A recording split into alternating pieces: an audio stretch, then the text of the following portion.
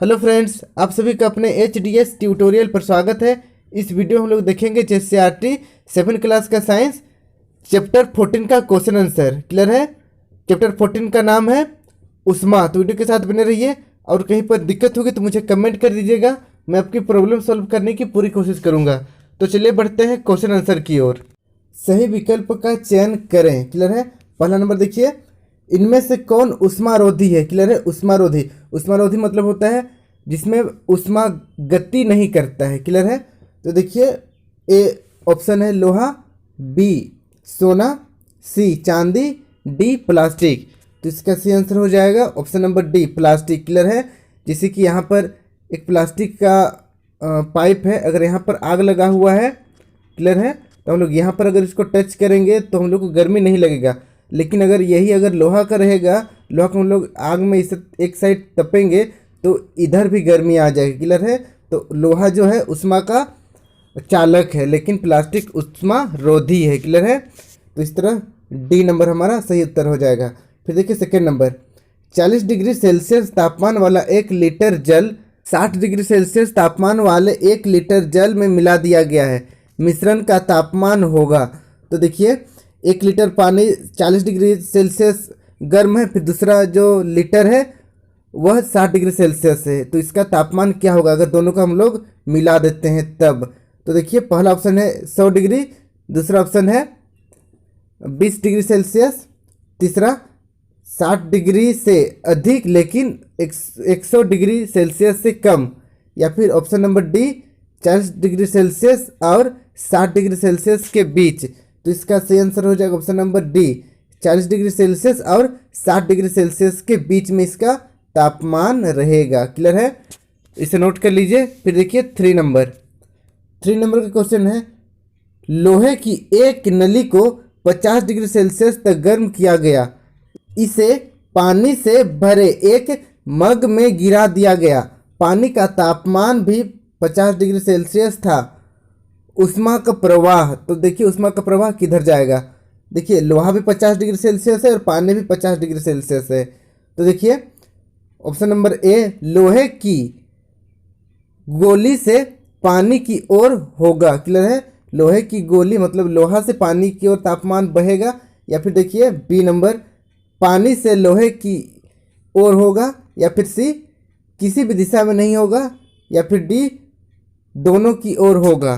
तो इसका सही आंसर हो जाएगा ऑप्शन नंबर सी किसी भी दिशा में नहीं होगा, क्योंकि 50 पानी भी है 50 डिग्री सेल्सियस और 50 डिग्री सेल्सियस हमारा लोहा भी है, तो तापमान इधर उधर कहीं नहीं जाएगा। क्लियर है? तो देखिए अब 4 नंबर का क्वेश्चन है, ठोसों में उष्मा का स्थानांतरण किस विधि द्वारा होता है? क्लियर है? तो देखिए, पहला ऑप्शन संवहन, दूसरा ऑप्शन चालन, तीसरा ऑप्शन है विकिरण, चौथा इनमें कोई नहीं। तो इसका सही आंसर हो जाएगा ऑप्शन नंबर बी। क्लियर है? चालन। ठोसों में उष्मा का स्थानांतरण चालन विधि द्वारा होता है। अब देखिए 5 नंबर, द्रवों तथा गैसों में उष्मा का स्थानांतरण किस विधि द्वारा होता है? तो देखिए, द्रव और गैसों में अभी पूछा जा रहा है, द्रव और गैसों में। तो देखिए, पहला ऑप्शन संवहन, दूसरा चालन, तीसरा विकिरण, चौथा इनमें कोई नहीं। तो इसका सही आंसर हो जाएगा ऑप्शन नंबर पहला संवहन। क्लियर है? गैसों और द्रवों में संवहन विधि द्वारा उष्मा का संचालन होता है या स्थानांतरण होता है, और ठोस में चालन विधि द्वारा स्थानांतरण होता है। इसको याद कर लेना है। क्लियर है? एग्जाम में ये इंपॉर्टेंट क्वेश्चन रह सकता है। अब चलिए हम लोग बढ़ते हैं नेक्स्ट क्वेश्चन की ओर। दूसरा नंबर देखिए, एक स्वस्थ व्यक्ति का औसत तापमान क्या होता है? क्लियर है? एक स्वस्थ व्यक्ति का औसत तापमान कितना होता है? ये तो बहुत ही जेन्युइन क्वेश्चन है, इसको आप लोगों को याद रखना ही चाहिए हमेशा। तो इसका उत्तर हो जाएगा 37 डिग्री सेल्सियस। क्लियर है?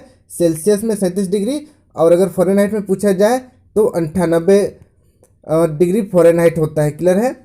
तो चलिए हम लोग बढ़ते हैं तीसरा नंबर, तवा को पकड़ने का हत्था लकड़ी का क्यों बना होता है? क्लियर है? तवा को पकड़ने का हत्था लकड़ी का क्यों बना होता है? तो देखिए, इसका उत्तर हो जाएगा क्योंकि लकड़ी उष्मा का कुचालक है, अर्थात इससे होकर उष्मा का प्रवाह नहीं हो सकता है। क्लियर है ना? देखिए, यहाँ पर अगर हम लोग तवा देखते हैं, रोटी बनाते हैं, तवा इस तरह का रहता है और यहाँ पर लकड़ी का बना हुआ रहता है कुछ मुट्ठा। क्लियर है? तो ये लकड़ी का बनाया जाता है ताकि लोहा तो गर्म हो जाता है, लेकिन लकड़ी गर्म नहीं होता है, जिसे हम लोग तवे को पकड़ेंगे तो हम लोग का हाथ नहीं जलेगा। अब चलिए देखिए 4 नंबर का क्वेश्चन है, तापमापी में पारा का प्रयोग क्यों होता है? क्लियर है, तापमापी में पारा का प्रयोग क्यों होता है? तो इसका उत्तर हो जाएगा, तापमापी में पारा का प्रयोग किया जाता है क्योंकि ए नंबर देखिए, तापमान बढ़ने से पारा का प्रसार एक समान होता है। फिर दूसरा देखिए, पारा उष्मा का कुचालक होता है। फिर तीसरा, पारा चमकदार है और शीशे के बाहर से भी देखा जा सकता है। फिर देखिए चौथा, पारा शीशे से चिपकता नहीं है। क्लियर है, तो यही कारण है, इसके कारण तापमापी में पारा का प्रयोग किया जाता है। इसे नोट कर लीजिए और इसे याद कर लीजिएगा। अब हम लोग बढ़ते हैं 5 नंबर की ओर। 5 नंबर का क्वेश्चन है, उष्मा चालक तथा उष्मारोधी प्रत्येक के दो दो उदाहरण दे। तो देखिए उत्तर, उष्मा चालक एल्युमिनियम लोहा। क्लियर है, एल्युमिनियम और लोहा उष्मा चालक है। फिर उष्मारोधी में है प्लास्टिक और लकड़ी। फिर देखिए 7 नंबर, प्रयोगशाला तापमापी तथा डॉक्टरी तापमापी के बीच सचित्र समानताएं और अंतर लिखें। क्लियर है, तो देखिए उत्तर हो जाएगा समानताएं, दोनों तापमान मापते हैं, दोनों में पारे का इस्तेमाल होता है। क्लियर है, ये समानताएं हैं कि दोनों में तापमान मापते हैं और दोनों में पारा का इस्तेमाल होता है। देखिए असमानताएं क्या क्या है।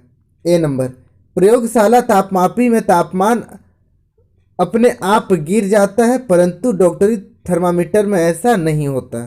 क्लियर है, फिर देखिए बी नंबर, प्रयोगशाला तापमापी का परिसर डॉक्टरी थर्मामीटर की तुलना में बहुत ज़्यादा होता है। क्लियर है, मतलब प्रयोगशाला तापमापी में बहुत ज़्यादा तापमान हम लोग माप सकते हैं, जबकि डॉक्टरी थर्मामीटर में कम स्केल रहता है। क्लियर, जिससे यहाँ पर चित्र में दिखाया गया है।